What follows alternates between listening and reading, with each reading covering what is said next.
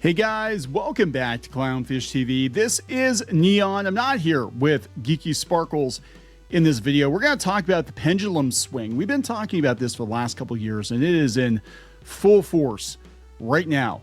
Can you believe that Greg Gutfeld was on Jimmy Fallon? Okay. He got a hug from Jimmy Fallon. And now we've got Blue Sky and the left-wing media just completely losing it because he was supposed to be one of their guys. I think Jimmy Fallon's looking at this like, I want to be the last man standing because all these late-night shows are getting canceled, so I better reach out to the other side. That's what I think is going on. But we're going to talk about this just being one of many examples we have seen in the last couple of weeks, not even months, but weeks. That show that this age of wokeness or whatever that we've been in, this haze, it's not even age, it's a haze of wokeness that we have been in for the last 8 to 10 years is over. I mean, it is done. It's over with.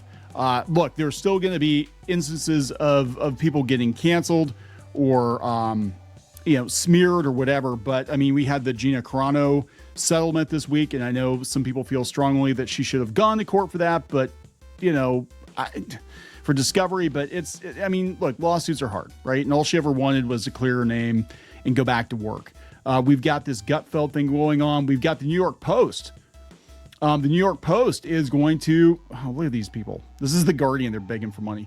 The New York Post is going to open up shop in California of all places. Netflix is downgrading their deal with Meghan Markle, because nobody cares.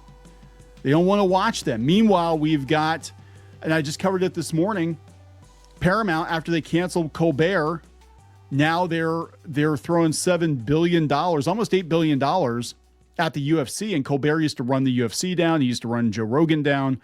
So the priorities are shifting. We're pivoting to profit. And every little thing is going to be all right. No, it's just, things are going back to center. This is the thing. Like, people are freaking out. The left is freaking out. They're like, oh my God, guys, the Nazis are taking over. No, things are just going back to where they used to be.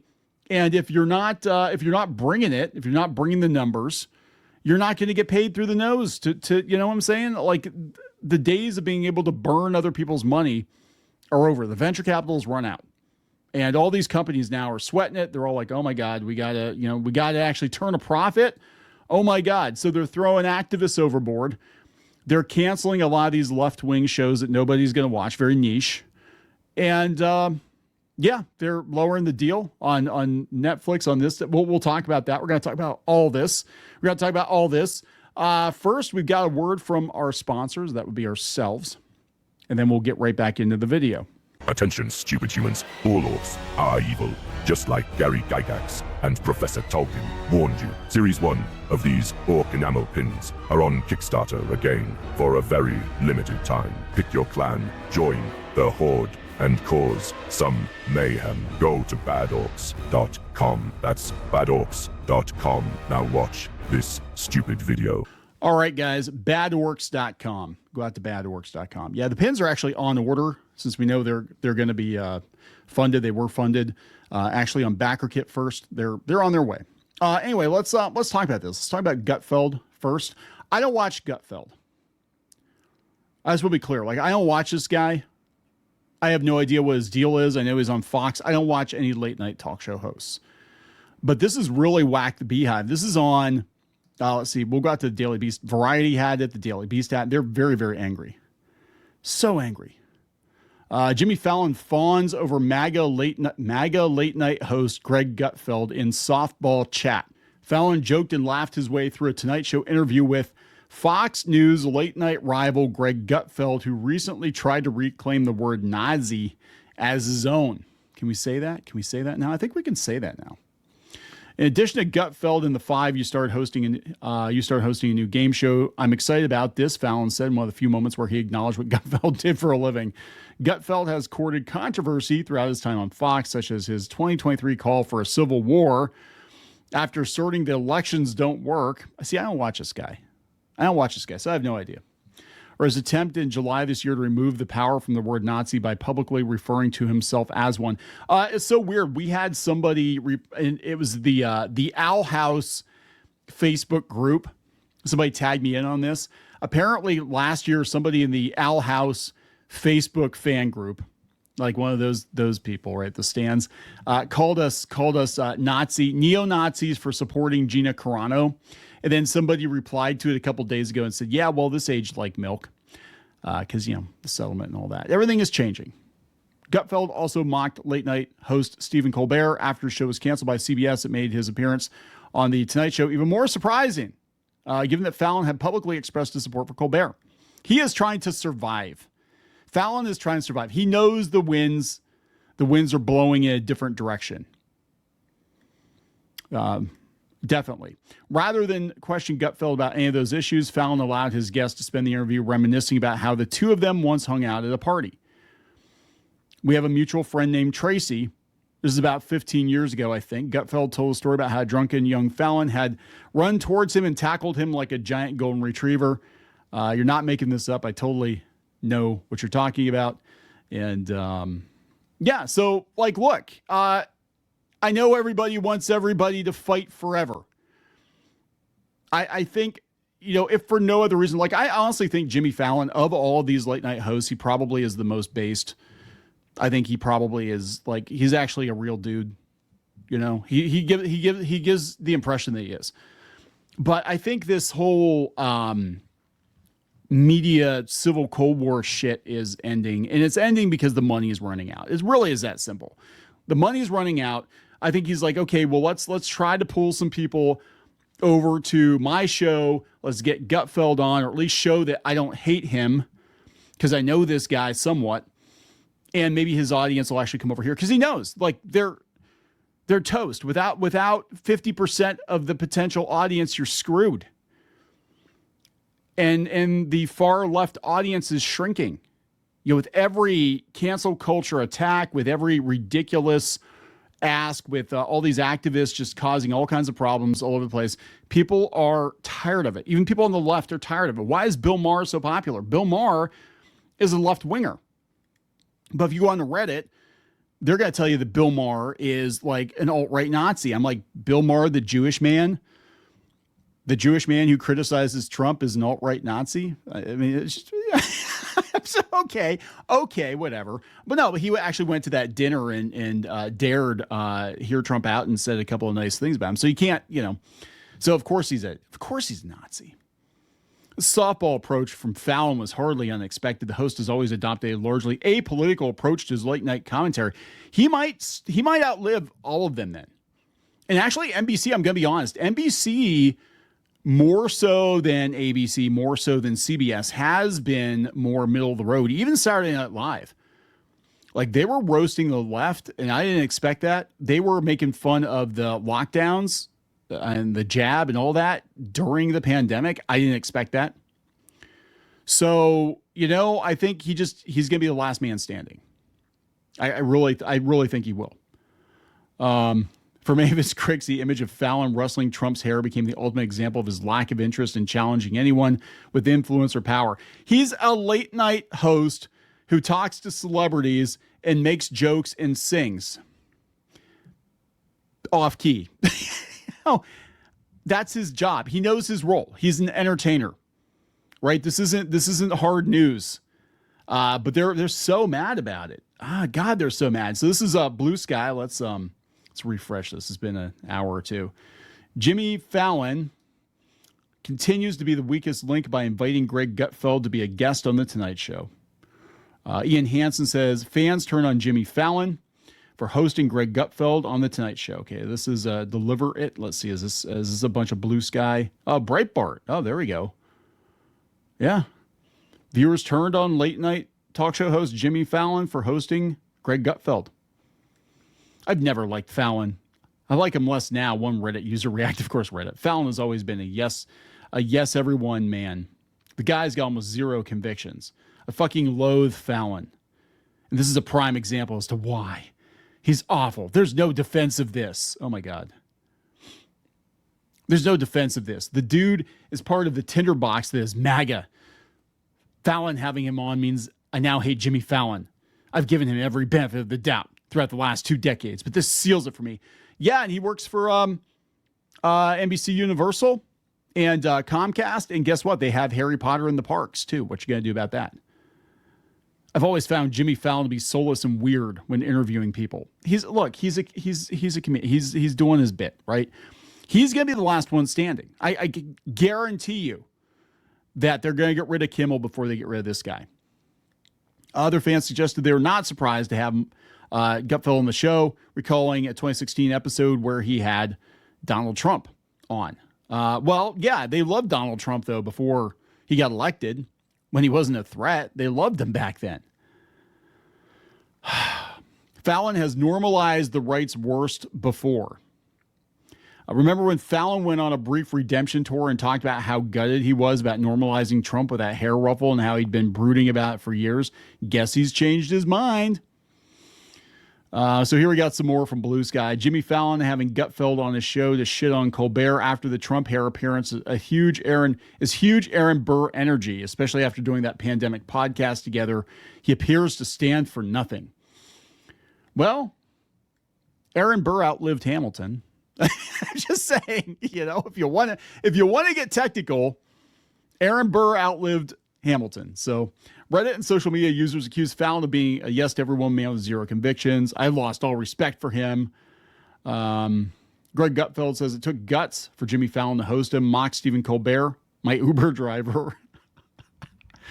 Yeah, Jimmy Fallon teehees through the interview with Fox News host. The Cut Fox News conservative comedian Greg Gutfeld appeared on The Tonight Show with Fallon. He was greeted with a hug.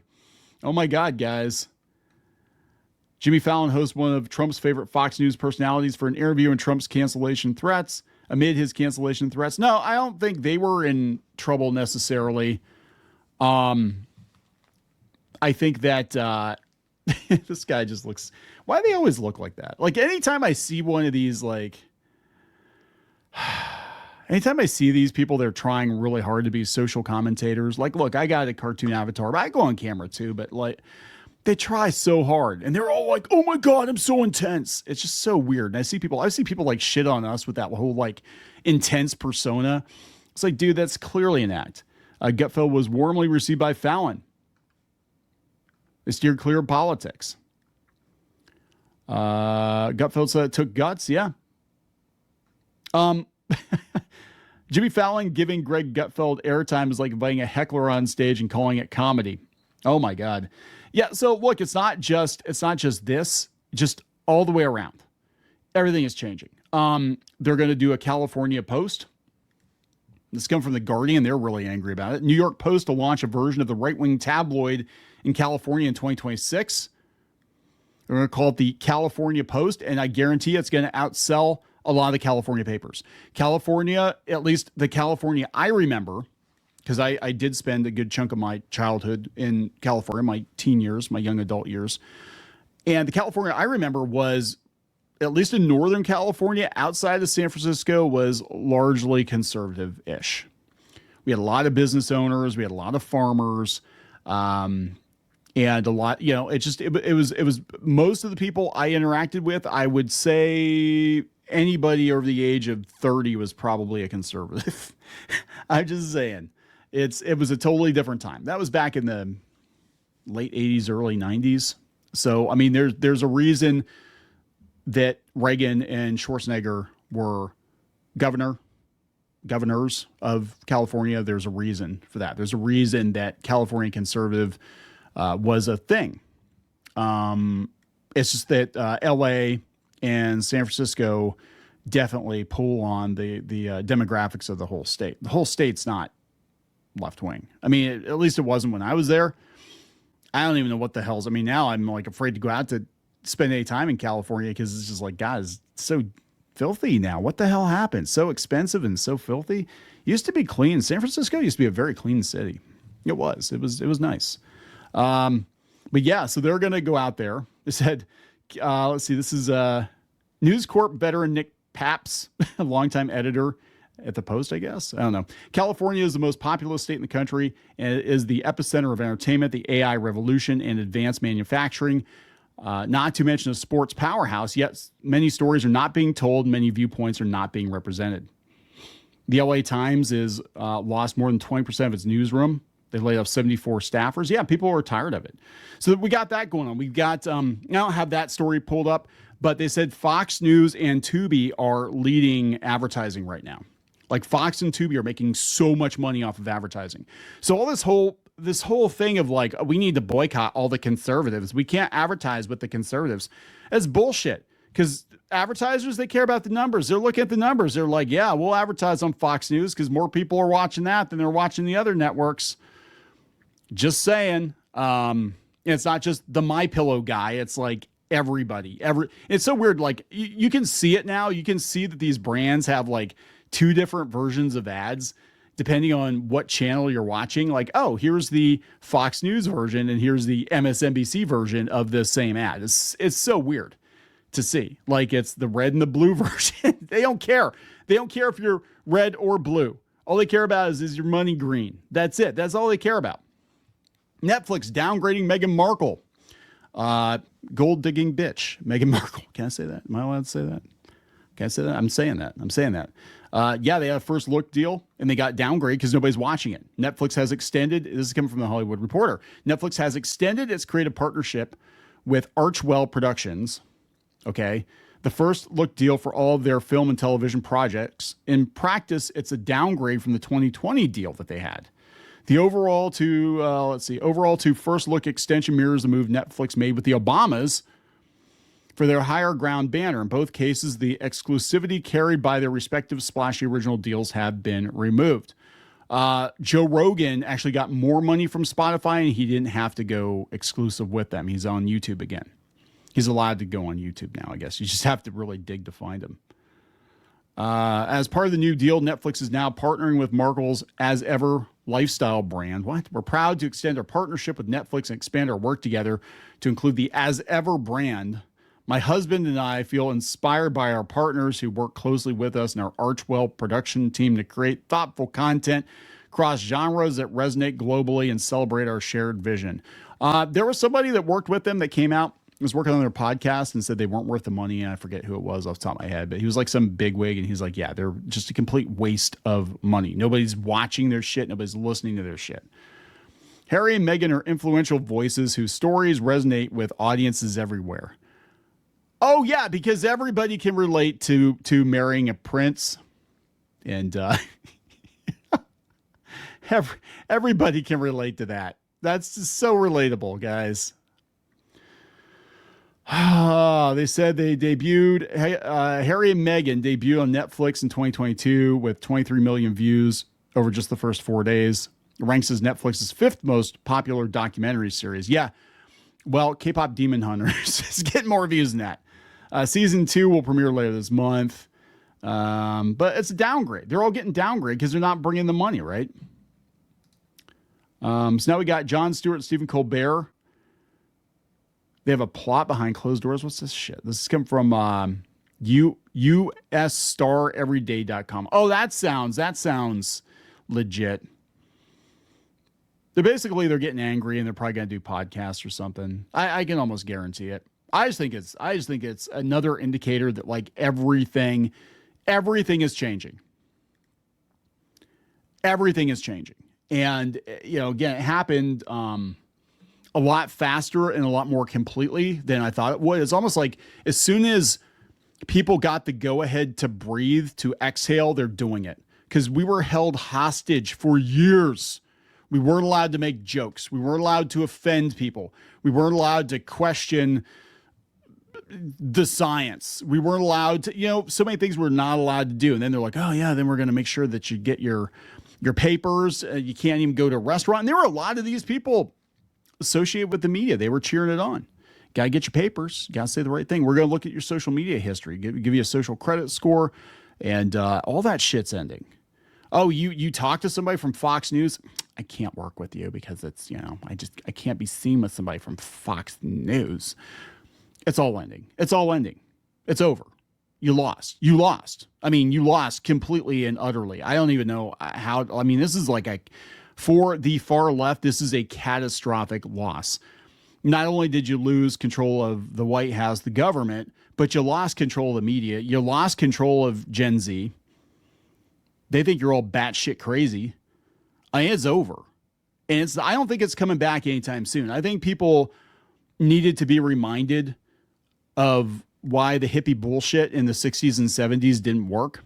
And now that the hippies are militant, we really need to be like, yeah, okay, we're done. We're done with this shit. It's time to move on. Let's go back to normal. I would like to go back to normal. Wouldn't you like to go back to normal? Do you even remember the last time that things felt normal? I was thinking about this the other day. I'm like, I don't remember the last time things felt normal. Ever since 2016, 2017, everything has felt, first it was kind of in the background, kind of this like buzz, like things aren't quite right. It's kind of like we're pretending like they are, but they're not quite right.